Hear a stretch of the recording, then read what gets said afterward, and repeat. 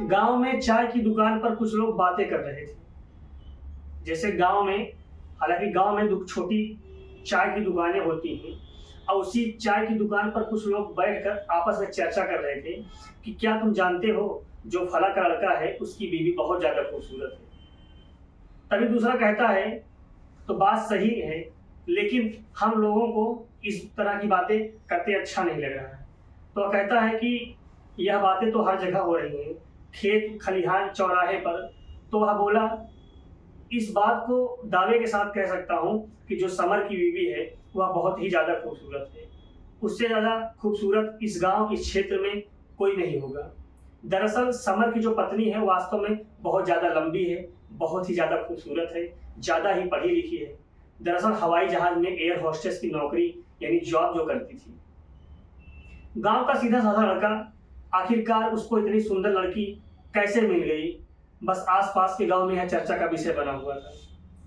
अब ये गांव में थी, अब ये चर्चा अखबारों के माध्यम से, टेलीविजन के माध्यम से प्रदेश और देश की सीमाओं को पार कर जाती हैं। जब लोगों को पता चलता है कि समर की शादी कैसे हुई और साथ में एक गलत काम हुआ है, इसलिए लोग ज्यादा परेशान थे। उसको बीवी खूबसूरत थी और किसी को अपने बीवी के साथ ऐसा नहीं करना चाहिए था। आदाब, नमस्कार, सत श्री अकाल दोस्तों, मैं नीरज शर्मा।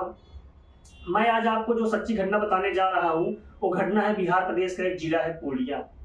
बात कर रहा हूँ 6 जनवरी 2020 की शाम 5 बजे के आसपास। पुलिस कंट्रोल रूम को एक फोन पहुंचता है। कहा जाता है कि जिस व्यक्ति की तलाश है, आज कुछ लोग एक जगह बैठकर पार्टी करने वाले हैं। रात को 8 बजे ये जगह है। तब देश की राजधानी को फोन किया जाता है, उच्च अधिकारियों को फोन किया जाता है। उच्च अधिकारियों की टीम और पूर्णिया जिले की टीम संयुक्त रूप से अभियान चलाते हैं, और अभियान चलाने के बाद जहां पर पार्टी की शुरुआत होने वाली थी, और कुछ ही देर में पुलिस वालों ने उसे चारों तरफ से घेर लिया। और पुलिस ने चारों तरफ से घेर कर वहां के कुछ लोगों को हिरासत में लिया।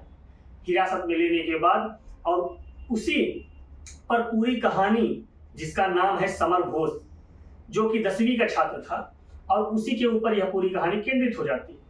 और जब पुलिस वाले उससे पूछताछ करते हैं तो कुछ ऐसी बातें बताता है कि पुलिस वाले भी सुनकर हैरान हो जाते हैं।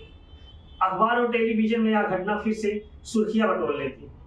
दरअसल बात ही कुछ ऐसी थी, उस लड़के से जब बातचीत चल रही थी, वह समान लड़का, एक लड़का जो सब्जी की दुकान चलाता था, सब्जी घर घर जाके बेचता था, और सब्जी बेचते बेचते वह अचानक करोड़पति बन जाता है। और उसके करोड़पति बनने का कारण जब पुलिस पूछती है तो वह बताता है, वाकई उसकी कहानी बहुत रोचक होती है। दरअसल लड़का कहता है कि वह रहने वाला है पश्चिम बंगाल का। एक जिला है उत्तर बीजनापुर, और साथ ही उसका गांव लगता है हैरत हरदानी गाछी गोछा। इसके पिताजी चतुर्थ श्रेणी कर्मचारी और जल संसाधन विभाग में उसके पिताजी चपरासी के नौकरी करते। लड़का पढ़ने लिखने में ज्यादा होशियार नहीं था, इसलिए उसने अपना गांव को छोड़कर उसको बाहर चला जाता है। उस वक्त कौन जानता था कि पूरे देश में लॉकडाउन लग जाएगा। बता रहा हूं मार्च 2020 यानी अप्रैल की बात, जब पूरे देश में लॉकडाउन लगा हुआ था। सभी को घर में कैद रहने की इजाजत दी गई थी। कोई भी घर से बाहर नहीं निकल रहा था। ऐसी कंडीशन में समर घोष करे तो क्या करे। मजदूरी मिल नहीं रही थी, पेट पालने के लिए कुछ करना था। तभी उसने एक ठेला बनवाया।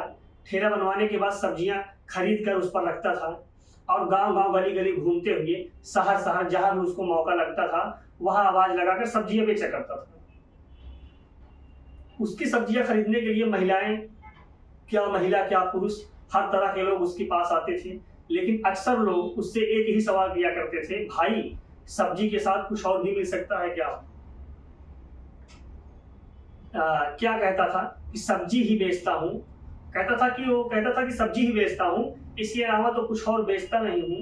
एक दो लोगों ने बल्कि उससे डिमांड भी की कि यदि तुम शराब का व्यवस्था करा सको तो इसी ठेले में साइड में रखकर बेचा करो। लड़का परेशान हो जाता है, सोचता है कि भाई कैसी बात कर रहे हो आप लोगों को पता है कि जानते हो कि 2016 से ही बिहार प्रदेश में शराब पूर्ण तरीके से प्रतिबंध लगा दिया गया है, पूरा बंद हो चुका है। यह बेचूंगा तो सबसे बड़ा अपराध होगा।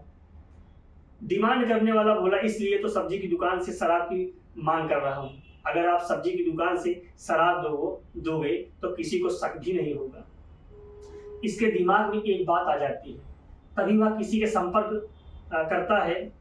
संपर्क करने के बाद कुछ शराब की बोतल खरीद कर अपने सब्जी ठेले पर रख लेता है। एक बोतल बिकती है, 2 बोतल बिकती है, इसी हिसाब से लगातार उसका धंधा चलने लगता है। एक समान रेट से उसने कई गुना बढ़ाकर शराब बेचता था। सब्जी में उतना इनकम नहीं था, लेकिन सब्जी के सहारे उसने शराब का कारोबार शुरू कर दिया।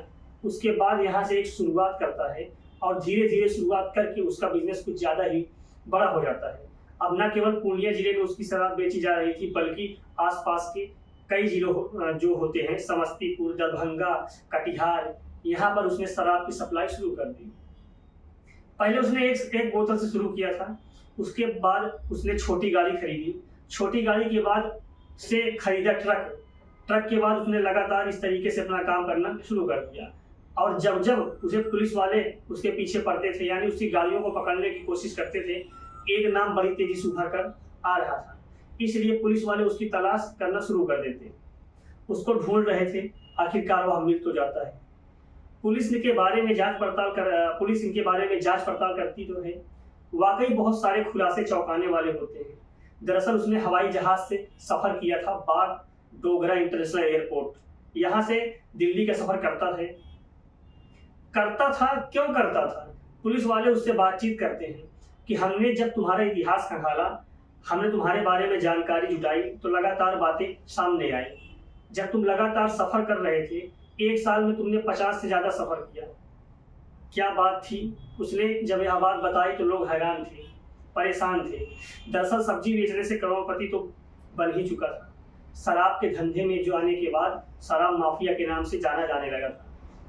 एक दिन बैठा था और ऊपर से हवाई जहाज जा रही थी, तभी सोचने लगा, अपने पड़ोसी से कहता है कि काश हम भी हवाई जहाज पर बैठते तो कितना मजा आता। दूसरा कहता है कि हवाई जहाज बहुत बड़ी बात थोड़ी है। वो बोला, हमें तो कुछ पता ही नहीं है। वो कहता है कि हम कैसे बैठ सकते हैं, हमें तो कुछ नहीं पता।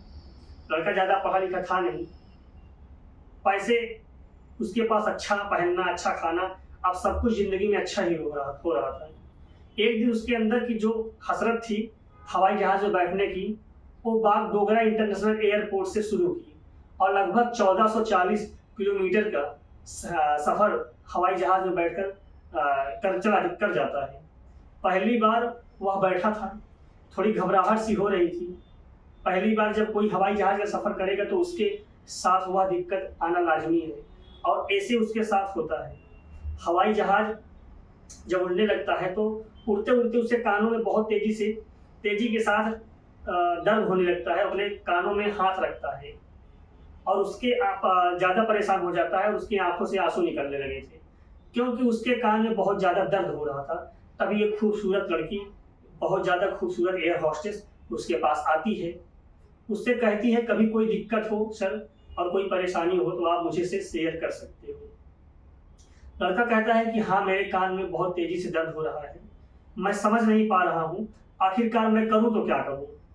तभी वो एयर हॉस्टेस उससे कहती है कि इस वक्त हम कोई दवाई तो आपको दे नहीं सकते, दवाई तो हवाई जहाज से उतरने के बाद ही मिलेगी, लेकिन अगर आप चाहते हैं तो मैं आपको गर्म पानी ला कर दे सकती हूँ। आप गर्म पानी पिएंगे तो आपकी तबीयत में कुछ सुधार जरूर मिलेगा। ठीक वैसे ही हुआ, उस लड़की ने उसको लाकर गर्म पानी दिया। इस तरह से कान के दर्द को ठीक करने में मदद कर रही थी। वैसे ही पहली बार वहाँ उसका सफर था। वह हैरान था, परेशान था। वो परेशान इसलिए था कि लगातार उसके कान में दर्द हो रहा था, और हैरान वो इसलिए था, सामने एक बहुत ही खूबसूरत लड़की है जो उसकी मदद कर रही थी। यहाँ से सफ़र करने के बाद दिल्ली पहुँचता है, दिल्ली से वापस जाता है और ट्रेन में बैठता है, लेकिन उसके कान में दर्द के साथ साथ उस लड़की के द्वारा उसको की गई हेल्प, जो मदद की गई थी, उसके दिमाग में चल रहा था, दिमाग से निकल ही नहीं रहा था। ऐसा लग रहा था कि लव एट फर्स्ट साइट, पहली नज़र में ही उस लड़की को प्यार हो जाता है। अब क्या करे, अगली बार फिर से वह एक कोशिश करता है।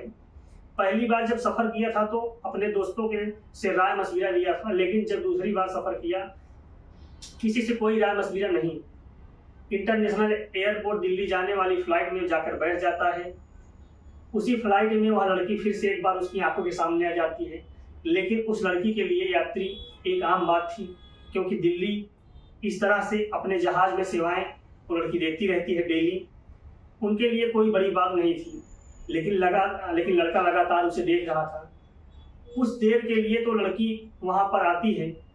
सामान्य यात्रियों में जो कोई इकोनॉमिक क्लास के यात्री होते हैं, लेकिन अधिकतर जो समय देती थी बिजनेस की तरफ, उसका ध्यान था। समर घोष की यहाँ कम ध्यान दे रही थी और इधर उधर ज़्यादा ध्यान दे रही थी। समर घोष पूछता है, तभी पड़ोसी कहता है कि उसके लिए अलग से चार्ज लगता है, इसलिए वहाँ पर जाते हैं। उसने एक प्लान बनाया कि फिर दिल्ली जाना है और फिर दिल्ली पहुँच जाता है। दिल्ली से वापस आता है, अपने घर को रुकता है और उसके अंदर से एक इच्छा जागने लगती है, मुझे एक बार फिर उससे मिलना है, बातचीत करना है। और बातचीत करने के लिए ही बिजनेस क्लास में, और जैसे बिजनेस लेता है, बिजनेस बैठता है, बिजनेस का टिकट कोई सामान्य टिकट नहीं था, उसके लिए टिकट महंगे मिलते हैं, लेकिन उसने उस टिकट को हाथों हाथ खरीदा था।